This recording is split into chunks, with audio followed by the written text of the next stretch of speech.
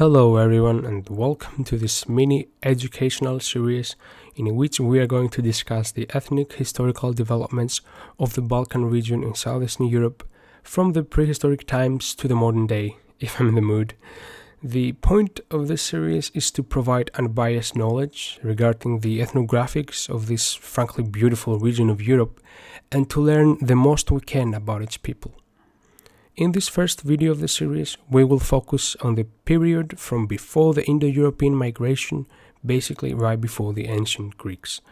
Most of our knowledge from this period, and especially this period, comes from Greek and Roman primary sources, as well as modern research in the fields of genetics and archaeology.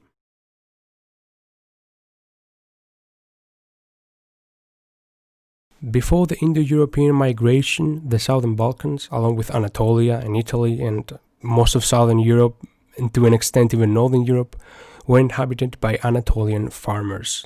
These are the people that first inhabited the Balkan region.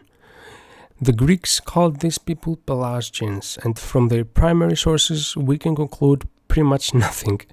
The Greeks considered the Pelasgians their ancestors, but they described them as different people that were not exactly Greek proper.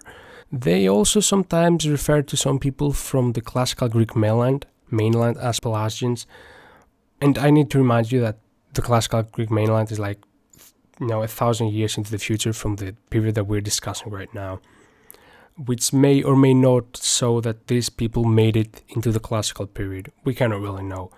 It may be the Greeks using the term in an inconsistent manner. The very advanced ancient Minoan civilization is an expression of these people.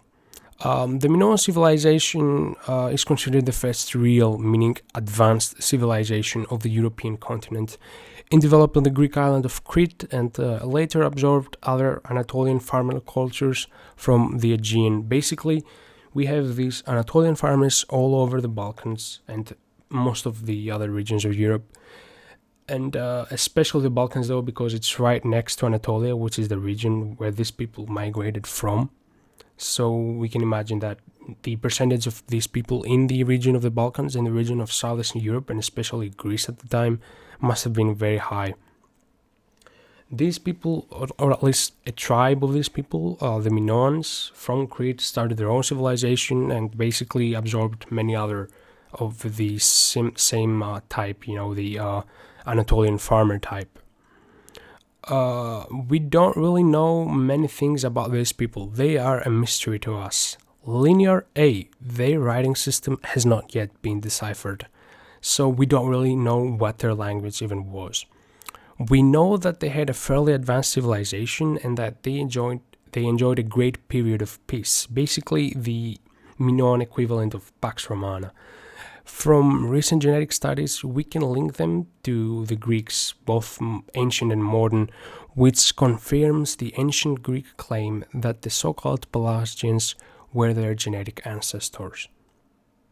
The fact that many legends from Greek mythology are directly linked to Minoan legends is also indicative of this connection.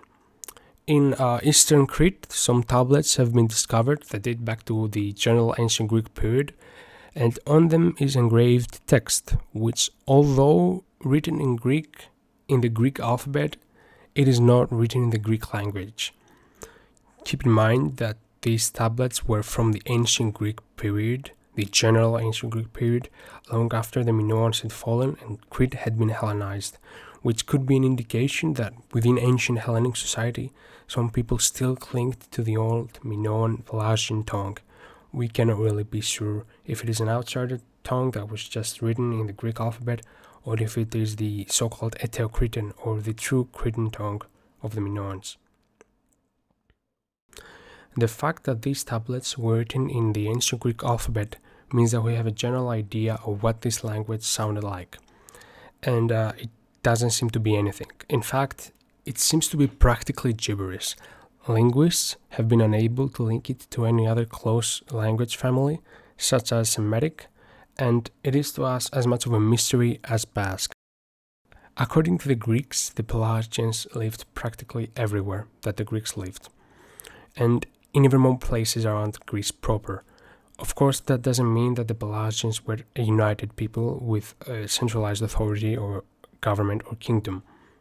Quite the contrary, in fact, it seems as though they were the original inventors of the polis, the city-state. There's a very interesting video about those Anatolian farmers, which I will probably link for you down in the description, but there's also one for the Minoans by Fire of Learning. I will also link that. And in the following video, we will discuss about the Mycenaeans, in general, the Indo-Europeans in the Balkans. Thanks for watching, and see you in the next one.